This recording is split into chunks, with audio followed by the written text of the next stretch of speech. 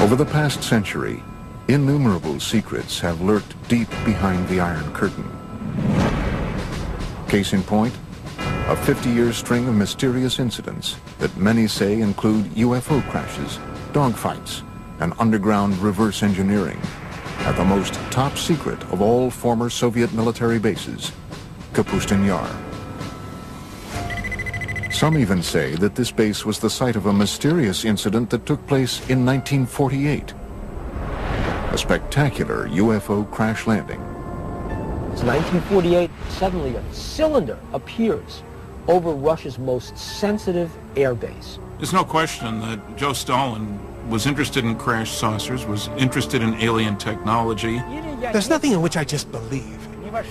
In this case, I know that UFOs visited Kapustin Yar. Kapustin Yar was at the top of the list of facilities the U.S. was monitoring in Russia. Go behind the barbed wire at Kapustin Yar as we reveal for the first time the detailed classified accounts of this reported UFO crash. Did the research following this incident help the Soviets win the space race? I'm sure the Russians have done their darnest to reverse engineer anything they can get their hands on, whether it's American or German or alien. From never-before-seen reconnaissance footage of this secretive base. This U-2 imagery of Kapustin Yar is the first time anyone outside the CIA or the intelligence community has looked at it.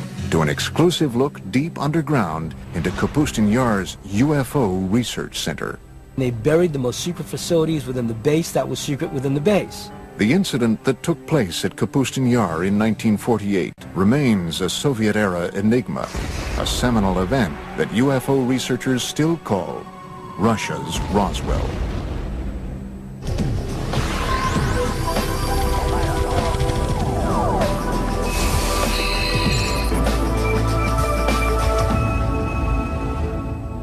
This is Kapustin Yar, a top-secret military facility located 60 miles southeast of the former Stalingrad and 500 miles south of Moscow. Built under the personal direction of Joseph Stalin, it is Russia's oldest and largest military facility. Its activities over the past 60 years have fueled controversy over what really goes on behind these walls. Kapustin Yar, or Vladimirovka, as initially it was called. It was, and it still is the first Russian space range. I'm Vladimir Semenov, and I was with KGB for 26 years. Kapustin Yar, everything was top secret. It was nothing there not secret. I am Sergei Khrushchev's son and former Prime Minister of Soviet Union, Nikita Khrushchev. Less than a year after the Roswell crash made headlines around the world, many believe that this Russian base may have experienced a landmark UFO encounter and crash of its own. June 19th, 1948, early evening. According to reports, Kapustin Yar's air traffic controller sees a strange object appear on his radar screen. At the exact same moment, a MiG pilot about 10 kilometers downrange from the base sees a large silver cigar-shaped UFO directly in front of him. He radios back to the base that he's being blinded by a bright light. A Russian pilot encountered a UFO in 1948 and tried to attack it with extremely unfortunate results for both. The pilot was blinded by rays of light emanating from the UFO. It is believed that under direct orders from Soviet Air Force Commander-in-Chief Zyugarov, the pilot engaged the UFO for almost 3 minutes before launching a missile that was finally able to bring the object down.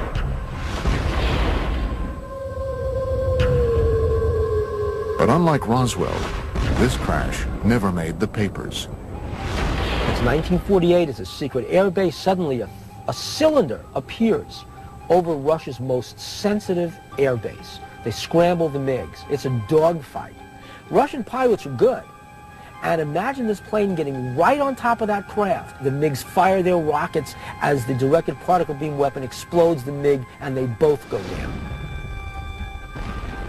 Reports suggest that the blinded pilot, in his final attempt to regain control of his MiG, was hit by the object's weapons and perished along with his airplane. What did the aliens use? What were they firing? What they were probably using was a particle beam weapon. We know what the MiG used. It was the things that the Russians were using at the time. It was firing its guns, it was firing its rockets, and it was firing some very early version of a missile. Somehow, that MiG was able to break up the anti-gravity envelope that surrounded the craft. The cigar-shaped object couldn't stay aloft anymore and crashed. And the Russian retrieval teams, overjoyed that they have their first spacecraft, jump on this thing, and they take it underground to Zitkar, and the Russian secret UFO program begins. I'm Bill Burns, publisher of UFO magazine. Let's face it, everybody wants to get his hand on a flying saucer. It's a wonderful weapons delivery and defense system. I'm Stanton Friedman. I'm a nuclear physicist, lecturer, ufologist. This 1948 crash is one of many strange events that has turned Kapustin Yar into an even more mystifying version of America's Roswell and Area 51. The Soviets had to get their hands on what we had. We had the Roswell crash. We really had a storehouse of technology that we developed in the early 1960s out of Roswell. The Russians didn't have that. Well, how do you get that technology? It doesn't just fall out of the sky. You go after it. And the Russians went after it by embarking on suicide missions. Anything they could do to get their MiG pilots to shoot down an extraterrestrial spacecraft was fair game. From the time it was constructed in the early 1940s, Kapustin Yar was cloaked in secrecy. It is a place where it is said the Soviet Union's top researchers, scientists, and military specialists were sent to develop highly classified Cold War technology and weaponry. I know everything because I spent months and years in the Kapustin Yar working there testing our cruise missiles that we designed for the Soviet submarine to sink American aircraft carriers. Kapustin Yar was on a very short list of facilities that the U.S. intelligence wanted to get imagery of.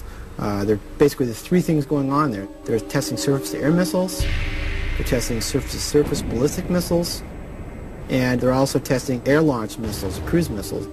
All three are going on at the same place, and so it's of high interest to U.S. intelligence. In fact, the building of the base was so secretive that when a small town nearby was deemed by the Soviet military to be too close for comfort, its residents were evacuated, and it was simply eliminated. The name of the town?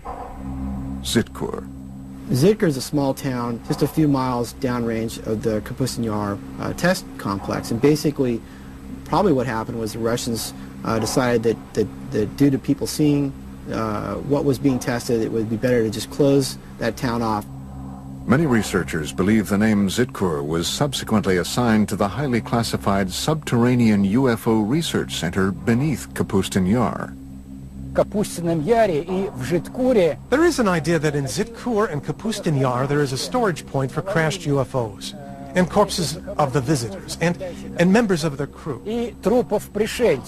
Zitkar is analogous to what Area 51 is to Nellis Air Force Base and Groom Lake in Nevada. Different countries have various places where they take their UFO technology.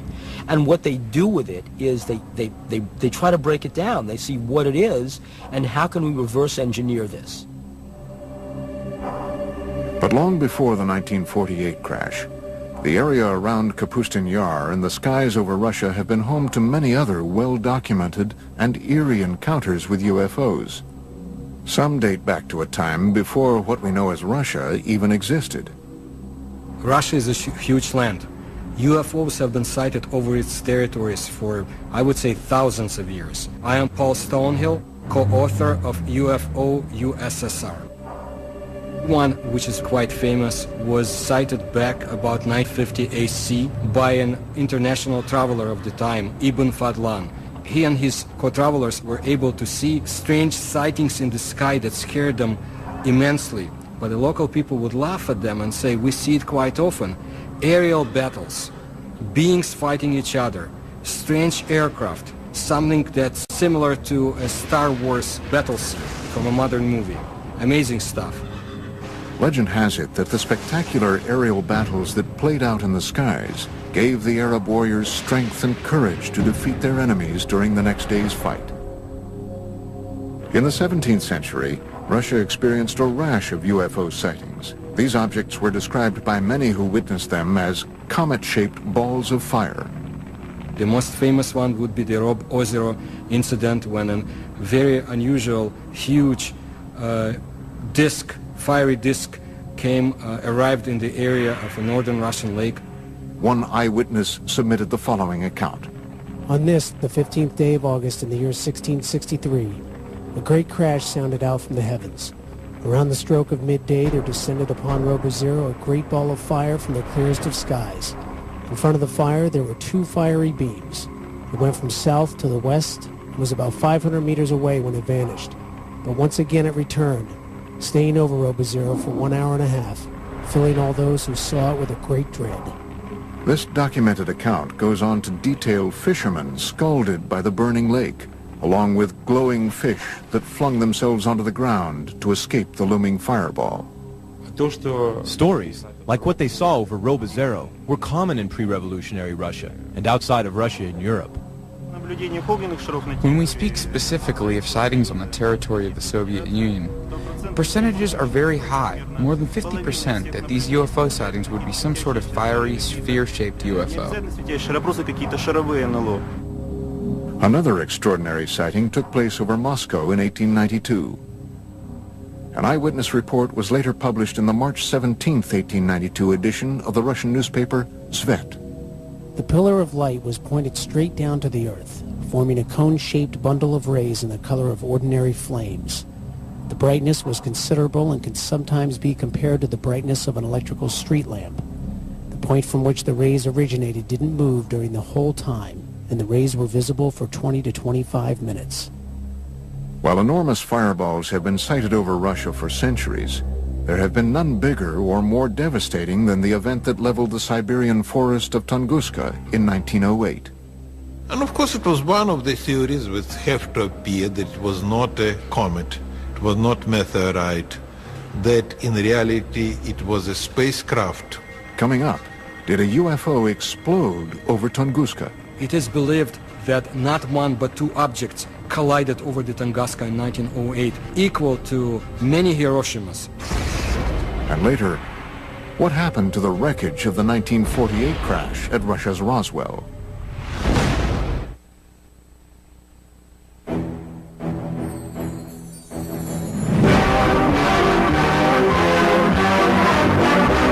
Hurtling through the solar system, a streak of cosmic dust strikes the Earth.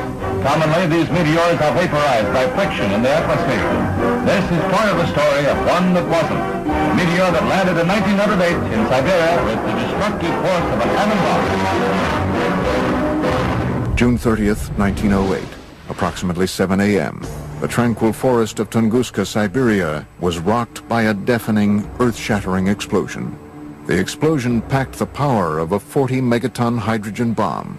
Large trees snapped like tiny twigs as the explosion decimated the dense forest. The effects of the blast were felt as far away as Western Europe and were at first believed to have been caused by a giant meteor smashing into Earth. My own personal conclusion is that that was Mother Nature showing off, if you will, but that there was no intelligence behind what happened there. It wasn't a rocket, it wasn't a bomb sent to let us know that aliens are watching you, Earthlings. Literally a catastrophe from outer space. Yet UFO researchers say if this devastating explosion was the result of a meteor, why were there no craters found in or around Tunguska? It is something scientists to this day have had trouble explaining. This was, let's call it an explosion, although some people call it an implosion. Whole kilometers of the taiga forest were destroyed. The event itself caused changes in the magnetic field of our planet. The academic establishment is of the opinion that the Tunguska event was simply a meteor, but there are many facts that speak to the idea that it was, on the contrary, rational guided flight. It made a turn, which is something that a natural object or meteor could not have done. What was it that could have done that level of devastation and not leave a crater? Modern-day UFO researchers were not the first to suspect that the Tunguska event was the work of something other than a meteor. Reports suggest that Stalin believed the Tunguska blast was the result of a UFO that had launched some sort of experimental weapon. Stalin was interested in the acquired information to determine whether UFOs presented an immediate threat to the Soviet security. That's why he used some of his top scientists to give him an assessment. Scientists like Korolev studied UFO materials. Sergei Korolev, one of the Soviet Union's most celebrated scientists, would go on to become the father of the Russian space program and the man responsible for Sputnik. Along with Stalin, he was determined to solve the mystery of Tunguska. These observations prompted him to finance an expedition to the place where the Tunguska event happened. Sergei Korolev used his own money to send an expedition to the Tunguska area in helicopters. Korolev never met with Stalin. There was some researchers who was looking to prove that Korolev really met with Stalin, but they didn't find any record. Stalin presumed it really could have been a spaceship. He wanted to find the fragments of that ship, put it back together, and recreate the object for military purposes. Initially, Korolev found that many of the physical scars left behind at Tunguska were still visible. But the most shocking discovery came in the form of radioactive metallic fragments found at the site. Debris uncharacteristic of any asteroid or meteor. If you go along the flight path of the Tunguska object and continue past the crash site, you reach an area that Russian ufologists call the Devil's Graveyard. It's a 300 square meter area where not a single plant grows and animals die. It also has a higher than normal radioactivity level. This is a result of what might possibly be a radioactive metallic fragment from the crash. The radiation levels were there. I mean, meteors don't come down with that level of radiation. So one of the stories is it was a mothership that detonated. It is believed that Korolev privately told Stalin that the incident at Tunguska had indeed been caused by a UFO, fragments of which were still scattered around the area. However, in his top-secret official report, Korolev is said to have told a much different story. The official party line, Tunguska, was the result of a giant meteor. The whole point was, if the information serves the bureaucracy, good. If it doesn't exist. So where were the radioactive fragments from Tunguska taken? Some believe the evidence was transported to Kapustin Yar's underground base, Zitkur. Different countries have various places where they take their UFO technology. Well, the Soviets basically had one at Zitkur, and it was where they could try to figure out what the technology is and how do we use it. And of course, the security around those bases is essentially shoot-to-kill security. Was Stalin's team of scientists inside the underground lab of Zitkur using UFO wreckage to advance their fledgling missile defense and space programs? They had a couple of people, men, at the top of their program who really pushed the space program. I'm Fred Kulik at Caltech. The head of the space program had direct connection to Stalin and later Khrushchev.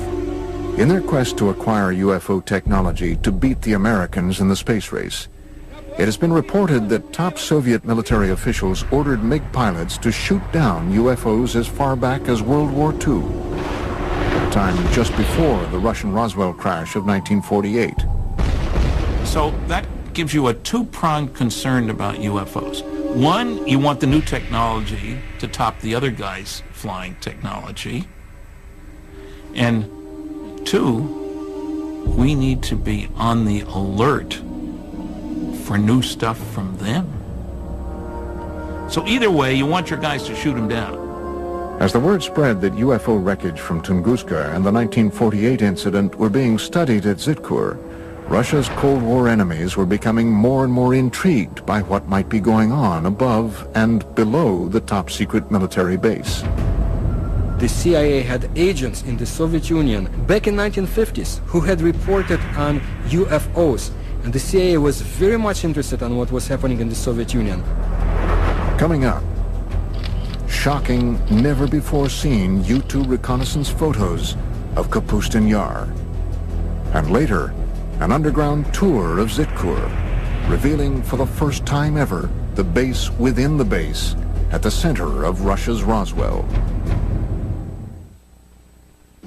In the early stages of the Cold War, the Soviet military test site of Kapustin Yar became a hotbed of secret activity.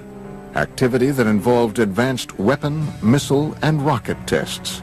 So after World War II and the development of the atomic bomb, they were not able to build small atomic weapons. So they had to build big rockets to carry them. Unlike the U.S., I mean, we still had fairly sizable rockets, but we could miniaturize things to a certain extent, much better than they could. So from the very beginning, they envisioned large rockets, and that really gave them a start on the space program as well. The Russians had one of the scariest pieces of paper I've seen at one of the 20 archives I've been to, said that the Russians have made more progress in the past 18 months in the development of nuclear weapons and methods for delivering them than had been anticipated for 5 years. That was in 1951. By the early 1950s, rumors of UFO activity and experiments at Kapustin Yar had indeed leaked beyond Soviet borders. Alarming news that some say may have prompted the U.S. to find out once and for all if the Soviets had gotten their hands on UFO technology. Kapustin Yar and Zikr were at the top of our military watch in the same way that Area 51 and Wright-Patterson Air Force Base on Los Alamos were at the top of their military watch. Tim Brown is a senior analyst at globalsecurity.org. His specialty? Interpretation of top-secret satellite and spy imagery for both private and governmental agencies. Kapustin Yar was in the top 10% of facilities that the U.S. intelligence was monitoring in Russia, and that's evidenced by just the sheer volume of declassified documents that are available that show that there was a consistent, ongoing interest in what was going on at that facility.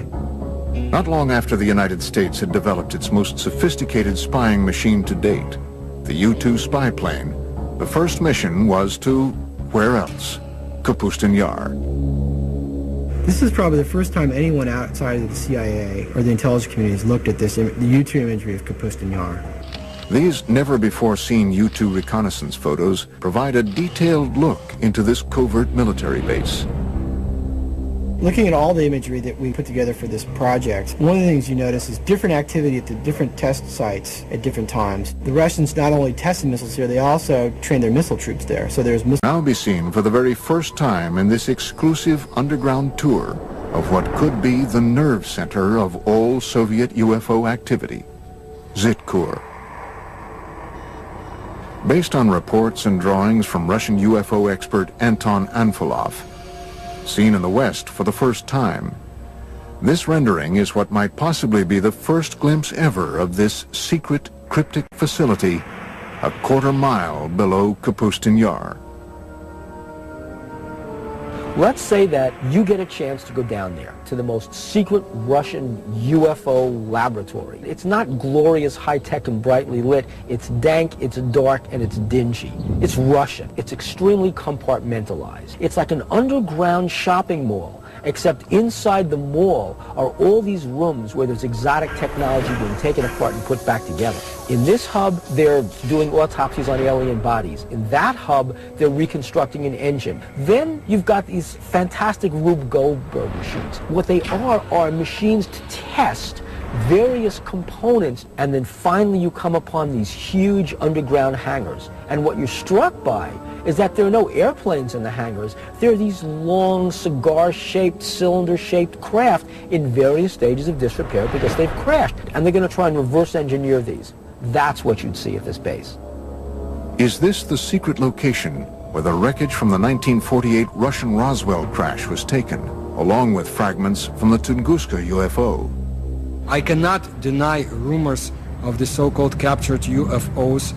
The Soviets tried to recover lost fragments of their secret tests, and it would be convenient to them to say, yes, UFOs is something that we captured, a UFO is in our hands, but why would they keep the secrecy on the subject of UFOs so tight? And did this heavily guarded experimental facility specialize in reverse engineering designed to destroy the United States? If Kapustin Yar is where you're doing your advanced development work, rocketry, aircraft, weaponry, laser weapons, all this kind of stuff, where you need high security and a good setting for your scientists and major computer facilities, then you'd expect that that's where they'd be doing their UFO, advanced UFO research. Not UFOs 101, UFOs 404. It's just natural to do that. And of course you'd have underground bases. You'd have protection against intruding aircraft. You'd be looking out for the U-2s. Another mysterious aspect of Kapustin Yar are the many strange patterns on the ground. Did Stalin and Korolev strategically arrange these patterns to attract UFOs to the base? Some researchers believe the Russians may have borrowed this idea from ancient civilizations, whose pyramids are said to have been constructed in geometric shapes and patterns designed to attract inhabitants from other worlds. Looking at Kapustin Yar from there, there's a lot of facilities, markings, patterns that might, to the untrained eye, look like they're from another planet or not of this Earth. They might look like something that you'd see in South America with the Mayan cultures or maybe crop circles. Between the reported UFO crashes and the ultra-top-secret research, how did the Soviets flaunt their advances at Kapustin Yar? Now there was a new date for Russian youngsters to remember. October 4, 1957, when Sputnik, the first Earth satellite, was launched. October 4th, 1957. The Soviet Union's space program successfully launches the world's first artificial satellite into orbit. In the history of the Earth, no other event had captured the imagination of so many people as this first step into space. 4 years later, the Russians once again beat the Americans by launching Yuri Gagarin into space in the first manned flight to orbit the Earth. Two feats that put the Soviet Union way out in front in the ultra-competitive space race. We are the first, and all next steps in space for, I would say, for nearly 10 years, Soviets was ahead of the United States. First man into space, first woman into space, first walk into space, first rendezvous in space, first docking in space, and so on and so forth, until 1981 when the shuttle was launched. I'm sure the Russians have done their darnest to reverse engineer anything they can get their hands on, whether it's American or German or alien. Coming up, relive what many believe to be a spectacular UFO crash at the actual site in a village near Kapustin Yar. I don't recommend that we stay here any longer. It's already harmful. Let's leave here and go to some place where no unknown forces can act upon us and influence us. And find out exactly what the KGB knew about dogfights between MiGs and UFOs at Kapustin Yar as we open the mysterious KGB Blue file.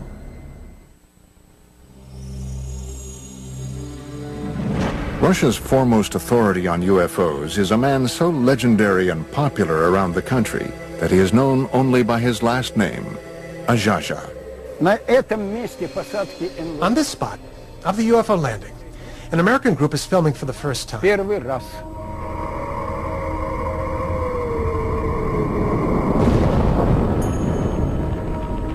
He was very popular at the peak of the UFO activity in the Soviet Union. It was late 60s, 70s. At that time it was not permitted, but not restricted to talk about this.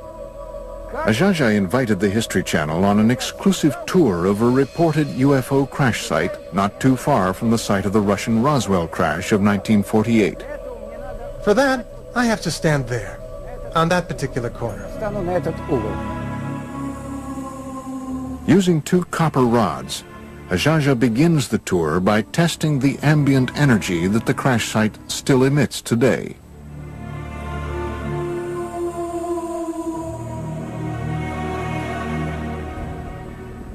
There it is, a negative sign right there. Down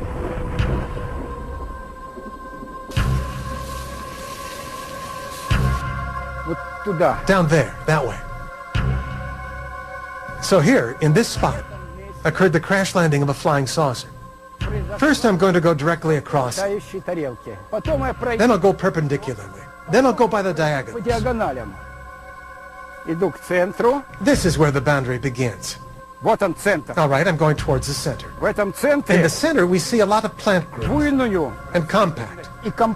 And what's most important is that here,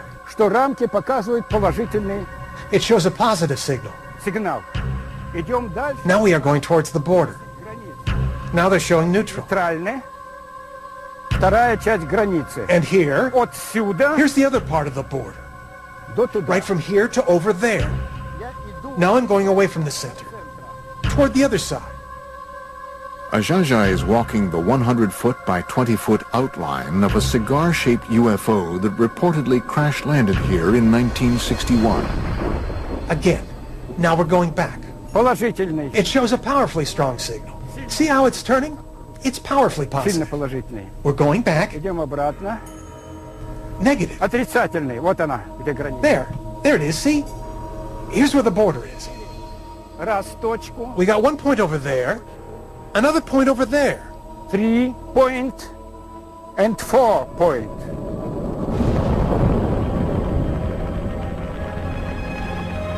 Animals avoid this place. They go around it. Cattle don't graze here. Yes, there is unknown energy, which, as experience shows, affects people in a negative fashion. Your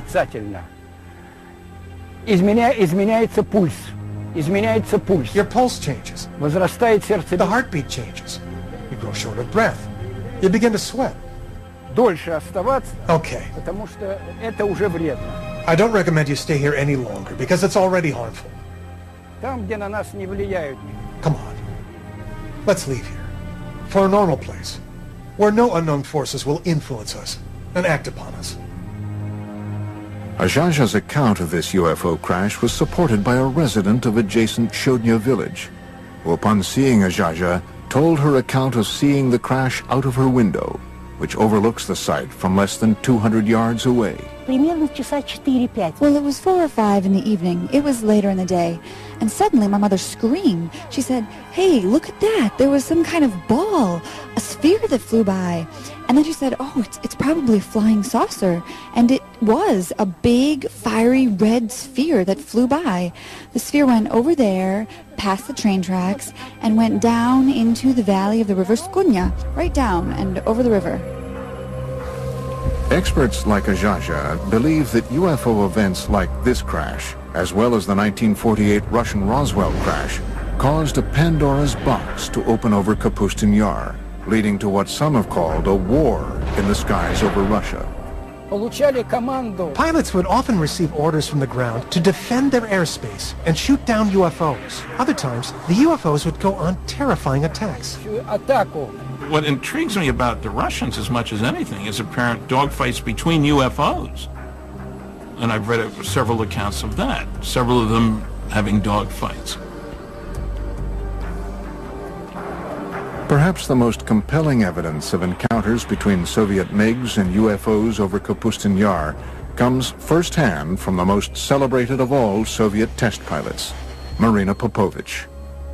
A national hero, a cosmonaut, perhaps the Chuck Yeager of Russia. She says that she witnessed actual battles between Soviet pilots and UFOs. One incident in 1964 occurred during a Soviet Air Force training mission. Alexander Kapagin was the commander of a squadron and a pilot instructor in one of the flight schools. One day he was flying with a cadet and they were attacked by a UFO. They went into a spiral dive. While on another top-secret military expedition in February 1980, Colonel Popovich encountered multiple unidentified objects in the skies over Russia. I saw 3 fireballs, 3 amazing lights in the form of a triangle, and I observed them as they flew away. Another MiG test pilot, Colonel Vyatkin Lev Mikhailovich, agreed to tell his first-person account for our cameras for the very first time. August 7th, 1967, 6:30 in the evening. Colonel Mikhailovich reports that his MiG was momentarily captured in midair by a UFO. When I was making the aerial move to the left, suddenly from above I saw a light. This big disc began to slowly light up, and I just had time to quickly tilt the plane, but the wing hit the ray of light. The plane shook and the gauges and instruments began to move from right to left, right to left. It is as though the ray of light dissolved into shining little points of light. Imagine my surprise when my technician named Mikhail said, "Lev Mikhailovich, the wing of the airplane is glowing." As it turns out, for a whole week in the hangar, the left wing was glowing with a white light. They washed the wing with kerosene, and soon after that, the glowing ended. Fortunately, Colonel Mikhailovich's encounter with a UFO over the skies of Kapustin Yar in the 1960s did not end as dreadfully as the famous 1948 encounter in the same skies. No, I wasn't scared. I was just puzzled. I was particularly stunned that the ray of light turned out to be hard, because I felt the impact. As UFO reports continued to stream into the Soviet government from both civilians and military officials, the KGB was busy covering up the reports, silencing those who made them, and clamping down on the press. But all the while, the spy agency was creating an official report on UFO activity in the USSR called the KGB Blue File. Americans will never understand this, you know, because you have to be inside KGB to know the power KGB had. And during Stalin time, KGB was unbelievably powerful. Written and researched over the 20-year span between the mid-60s and the mid-80s, the KGB Blue File was one of the most extensive official explorations of UFOs ever commissioned by any governmental agency anywhere. The KGB Blue File is a 124-page collection of documents released in 1990. I believe this is not everything the KGB has had in their hands, and I'm not the only one. The Blue File compiled thousands of reports of UFO sightings, dogfights, and crashes, all of which were described in vivid detail. According to the Blue File, as recently as March 21, 1990, the residents of a dozen Russian towns not too far from the gates of Kapustin Yar all witnessed the exact same UFO sighting between 10 and 11:30 p.m. The following is from the written account of a KGB internal affairs officer. After obtaining more exact information, it was established that a rather large number of residents in nearby cities became eyewitnesses of a UFO, and in several cases, two UFOs. One witness saw a ray of light emitted from the object that illuminated the Earth's surface. If there are so many rumors and talks about UFOs, sooner or later government will ask its intelligence. What's going on, guys? Explain us. And KGB had to create this file with all the publications abroad and some witnesses who saw or thought that they saw it. Is it possible that this 1990 incident could have been a simple military test sent up from the grounds at Kapustin Yar? Or was it yet another incident involving UFOs? Coming up, shown for the first time outside of Russia, exclusive footage of what might be the only recorded evidence of a fireball UFO crash. If the Soviet Union had not imploded under its own weight in the early 1990s, the chilling accounts you've just seen of close encounters of the first kind in and around Kapustin Yar would have remained yet another Soviet-era secret. It's different, because the time is different. You know, if you're talking with elder generation, yes, of course, no question about this. But nowadays, absolutely different. You know, younger generation now, they're living in another society and they have much more freedom. This new freedom in Russia helped the producers of this program acquire, through official channels, this Soviet military footage you are about to see. Throughout the 50s and 60s, the Soviet military experienced a string of failed rocket launches and missile tests that resulted in one disaster after another at the base. Were these simply accidents or retaliatory attacks by UFOs? I have heard a story, for what it's worth, and I don't usually talk about myths, but I've heard that 4 Soviet big launch vehicles were exploded on the pads by aliens because they kept trying to shoot down the flying saucers. Hidden from view for 45 years, a Soviet military cameraman captured the after effects of what appear to be two fireball-shaped UFOs that reportedly crashed early on June 3, 1960. From what we can determine, not a single person outside of the Soviet military and KGB has ever seen this footage. 3 Red Army firemen are seen running from this massive fireball, which, according to reports, continued to expand, causing other massive explosions in the area for over an hour. One of the fireball-shaped UFOs was believed to have destroyed 3 Soviet rockets on their launch pads, while the other targeted and destroyed a rocket fuel depot, all just yards from the Zitkur underground UFO research facility. The charred remains of the 2 reported UFOs seen here were quickly sent across the base to Zitkur.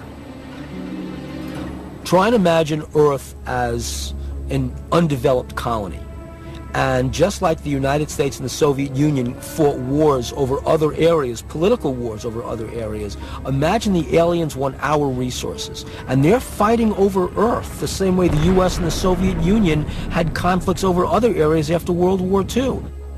How could all of these shocking events have been held back from the public for so many years? The Stalin's time and early post-Stalin times, everything was restricted.